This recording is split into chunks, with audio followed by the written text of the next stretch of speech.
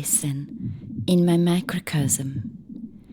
I listen to what is happening around me, gargling, buzzing, a continuous flow and beat, marked, deep, always that.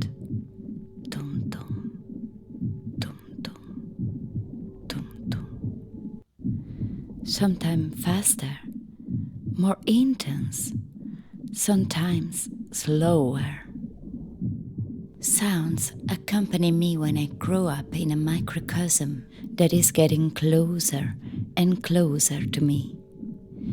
I am a microcosm. I grow up and I listen in my muffled world. Our auditory system forms and develops around the 8th and 10th week from our conception. It takes 6 months to become complete, and we can hear what is happening in the world, even if we don't see it. We hear our mother voice, and we also hear what happens outside the belly. One sound, then another one, and then all sounds together. Think about it. Sound is our first contact with the dimension of time and space.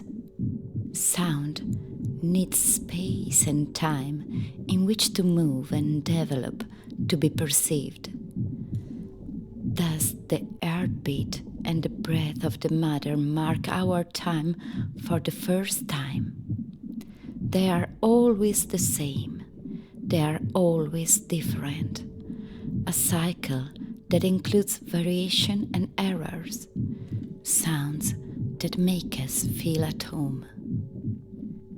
And finally, one day, I burn, and I discover the world around me. I discover the sound of my breathing, of my tears, of my voice, and my mother, as mothers all over the world do, sings me a lullaby, which returns cyclically, always the same.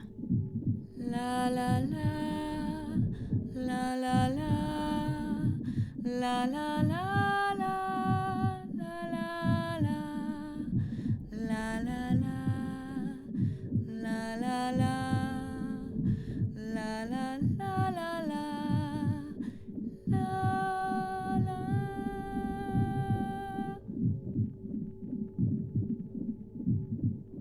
Our hearing and our senses are our gateway to the world. Through our senses, we understand the world. What we hear provides a great deal of information and tells us many different stories. Where we are, what happens, who is near us or far away from us. Do I like it? Does it make me quiet or restless, sad or happy? Sound also lets us know what we don't see because it is small or hidden, or perhaps because it is very far away from us. Sound expands reality. We are a microcosm that interprets and acts in a macrocosm. So, even if we can't hear sounds from the universe, because there is no medium in the universe that can carry sound waves, we can collect data from the universe and transform them into a stimulus that we can perceive. So we can experience even the most distant galaxies known. Now, let's open our senses, ready to listen what the data collected by astrophysicists say. Let's start listening together the sonification. Every sound is a galaxy, small, large, luminous or not, active or silent. Our journey begins on Earth and takes us farther and farther into space, and thus also through time at a rate of about 5 million years per second. As we move away from our Earth, we explore more and more the past of the universe, up to 7 billion years ago, up to the adolescence of the universe. We hear first the galaxies closest to us. Some of them have finished their life cycle and therefore no longer form stars. Then, as time passes, together we will go farther and farther in space and time, and the galaxies will be more active because we see them when they were young.